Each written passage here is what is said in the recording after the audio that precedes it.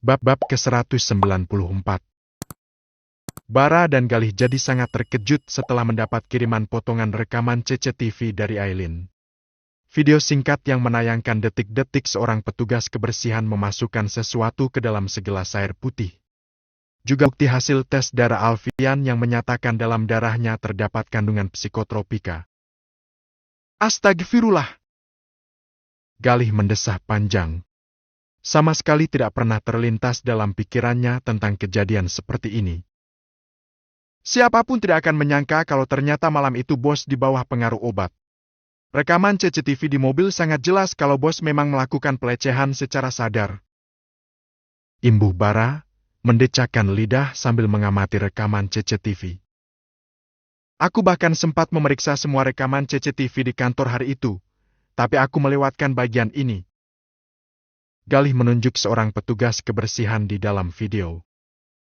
Dia adalah Ihsan, tetangga lama Riana yang bekerja sebagai sias di kantor. Ya, aku kenal dia. Aku memang sempat melihat rekaman CCTV saat dia masuk ke ruangan. Tapi aku pikir dia hanya melakukan tugasnya membersihkan ruangan itu. Bara menggelengkan kepala tak percaya. Ternyata mata Bu Bos lebih teliti. Tapi kenapa Ihsan melakukan ini? Kalau memang dia delangnya, apa motifnya? Dia tidak mengenal Alfian secara pribadi, kan? Galih mencoba menyambung potongan kejadian. Kalau ini aku tidak bisa menebak. Mungkin dia disuruh seseorang. Tapi apa tujuannya? Besok pagi aku akan bicara dengannya dan menanyakan tentang ini. Bara mengalihkan perhatian dari layar laptop. Jadi bagaimana hasil tes darahnya si bos? Aku akan tunjukkan ini kepada Umi, Abah dan Raihan. Mereka harus tahu kalau Alfian memang tidak bersalah dan saat itu dia dalam keadaan di bawah pengaruh obat. Assalamualaikum, wahai istriku. Bisik Galih sambil melingkarkan tangan ke pinggang Riana. Wanita yang sedang merapikan lemari pakaian itu refleks terlonjak, lalu menghembuskan napas panjang melihat kebiasaan usil suaminya. Kenapa sih sukanya bikin orang kagetan? Soalnya kamu lucu kalau lagi panik. Sampai lupa jawab salam, kan? Astagfirullah. Riana mendengkus sambil menutup pintu lemari. Waalaikumsalam. Nah, gitu kan cantik. Senyum, biar pahalanya banyak. Riana tertawa pelan, lalu membantu membuka kemeja suaminya. Kenapa pulangnya telat? Ngobrol sama Bara di kantor sampai lupa waktu. Oh, kebiasaan. Vio sudah tidur? Tanya Galih kala tak menemukan putri kecilnya di kamar. Sudah. Tumben jam segini sudah tidur. Kecapean habis main sama Raffi di sebelah. Riana memasukkan kemeja Galih ke dalam keranjang pakaian kotor. Oh. Galih mengangguk pelan. Oh ya, sayang, ada yang mau aku tanyakan ke kamu. Soal apa, Mas? Soal tetangga lama kamu. Ihsan. Kamu masih ingat? Galih meraih handuk dan melilitkan pada pinggang. Ingat.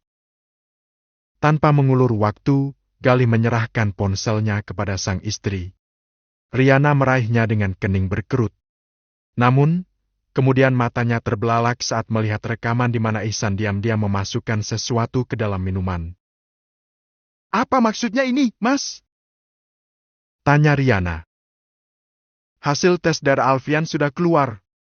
Ada kandungan psikotropika. Besar kemungkinan kejadian dengan melati di mobil adalah karena pengaruh obat. Dan kemungkinan besar, Ihsan yang memasukkan obat ke dalam air putih yang diminum Alfian. Astagfirullah. Selama beberapa saat Riana terdiam. Kejadian ini memang menyisakan misteri yang tak terpecahkan. Kira-kira apa motif Ihsan sampai melakukan ini semua? Aku tahu dia tidak mengenal dekat dan tidak mungkin punya dendam secara pribadi dengan Alfian. Aku juga tidak habis pikir, Mas. Setauku Ihsan adalah pemuda yang baik.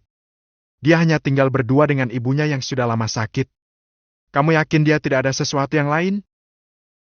Riana menggeleng. Aku yakin. Dia pemuda yang pendiam dan tidak banyak bergaul. Aku tahu karena aku sering mengunjungi ibunya di rumah mereka. Kalau begitu, aku cari tahu besok saja. Galih tersenyum. Kedua tangannya meraih bahu Riana dan membenamkan wanita itu ke pelukannya. Mau temenin mandi, nggak? Kamu kan bisa mandi sendiri.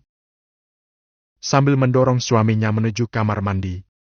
Jika tidak, akan keluar kalimat-kalimat atau ide yang lebih aneh dari suaminya yang jahil itu.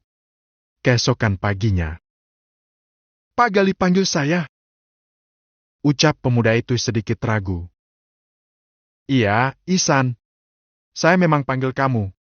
Duduk dulu. Galih menunjuk kursi di hadapannya. Membuat pemuda itu segera mendekat dan duduk di kursi. Ada apa ya, Pak? Suara Ihsan mulai terdengar gugup. Ada hal penting yang harus saya bicarakan dengan kamu. Lelaki itu tampak semakin gugup. Galih bisa melihat dari gestur tubuhnya. Ia meraba tengkuk dan kadang mengusap wajahnya. Soal apa, Pak? Karena saya tidak suka basa-basi, jadi kamu langsung lihat saja sendiri. Galih menggeser laptopnya ke hadapan Ihsan. Lelaki itu kemudian memperhatikan dengan tatapan takut. Sontak ia menunduk saat menyadari bahwa rekaman CCTV yang ditunjukkan Galih adalah dirinya yang sedang membersihkan ruangan itu. Saya beri kamu waktu 10 menit untuk menjelaskan serbuk apa yang kamu masukkan ke dalam air putih yang akhirnya diminum Pak Alfian. Dalam hitungan detik, wajah pemuda itu menjadi pucat. Bibirnya gemetar, seolah tak sanggup mengucapkan sepatah kata pun. Kamu tahu apa akibatnya kalau sampai terbukti melakukan tindakan kriminal? Pintu penjara akan terbuka lebar untuk kamu. Pemuda itu langsung bangkit dari kursi. Berlutut di hadapan Galih untuk memohon. Saya mohon ampuni saya, Pak. Saya terpaksa. Saya tidak butuh permohonan maaf. Yang saya minta dari kamu adalah penjelasan. Galih mengeraskan suara hingga terdengar menggema di ruangan.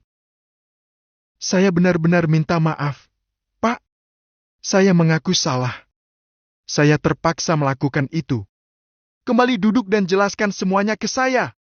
Baik, Pak. Lelaki itu kembali bangkit dan duduk di kursi.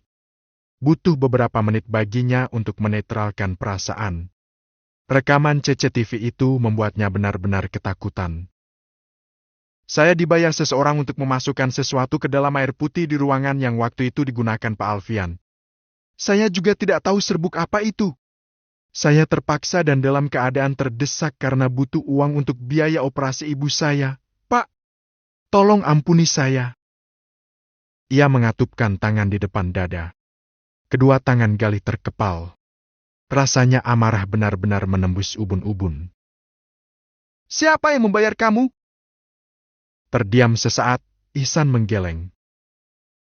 Jawab atau saya seret kamu ke kantor polisi sekarang juga. Apa kamu tidak tahu akibat perbuatan kamu ini?